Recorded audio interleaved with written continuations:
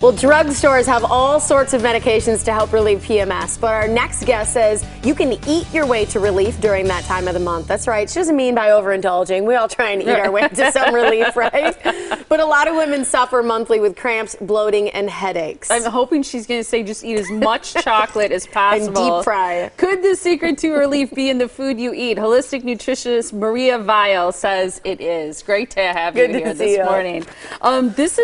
There's so many symptoms that are so common for so many women every month dealing with cramps, bloating, moodiness, headaches. What am I leaving out here? But it's a pain. Yeah, it is. And the sad thing is that we've come to think that that's just part of it. That's like part of the whole being a lady. But the good thing is that it doesn't have to be that way. You know, we really can eradicate some of those symptoms in problematic times of the month, so it's not as painful, you're not dreading it. It really should be something that kind of sneaks up on you, like, oh, there it is. Not like, here it comes, like, hold on to, you know. Yeah. But it all has to do with preparation. It's preventative measures so that when you have your ladies' holiday or monthly cycle or whatever it is that you want to call it. Ladies' holiday.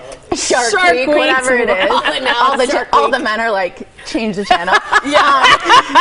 That it's something that you're not experiencing those symptoms. We always wait till we're having it, and it's like, what can I do to relieve it? You really want to make sure it's a preventative measure. So how we eat and hydrate our body make a big difference. I was just thinking when she said guys change the channel, I'm thinking whatever she says women should eat, guys are going to go out and buy it in bulk. Here you go, honey. Have it. You're welcome. This is going to fix it. You Start know? now. Which is also really great for your relationship. Yeah, exactly. Okay, so starting with hydrating, which is one thing you said, water. Yes. This is not other hydrations. No, right, correct. And everyone's probably like, okay, we get it, hydration, but it's something we all need a reminder of. I need a reminder of. What's the rule?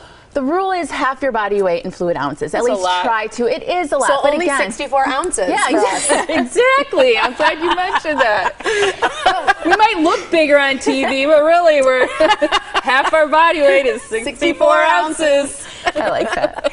But the thing is we retain a lot of water during our cycle, and most people, the last thing they're thinking is, I want to drink more water. But that actually will help with being bloated and water retention, and also with cravings. We all talk about cravings, but being properly hydrated will make a big difference in regards to how you experience your menstrual cycle. Excuse me. It also is great for sneezing. Good to know. Yeah. Okay, so hydrating to start. Now, I've always heard the opposite on this next one. I've heard that caffeine, in particular, helps relieve cramps. So immediately, and I would say the source of caffeine. Okay. I say skip the coffee, or at least have less of it, because in the long run, it's a vasoconstrictor, meaning that it will prevent your blood flow to be healthy. It can actually close up the veins. And it can make your body more dehydrated. It can also increase cravings later on. You ever have like coffee and then you're fine, and maybe like an hour or so later, you're like, you're jonesing for some chocolate. You really want to make sure that you're properly hydrating.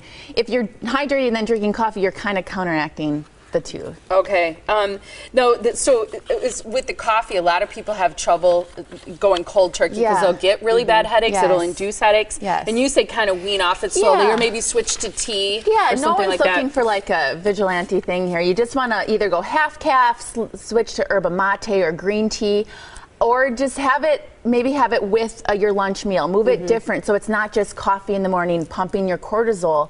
That's a hormone that actually will affect all your other hormones that can create and cause PMS symptoms. Omega-3s are good, huh? Yeah, pumping up your omega-3s. Now, these are natural anti-inflammatories. We all reach for those anti-inflammatory pills to relieve all those menstrual symptoms.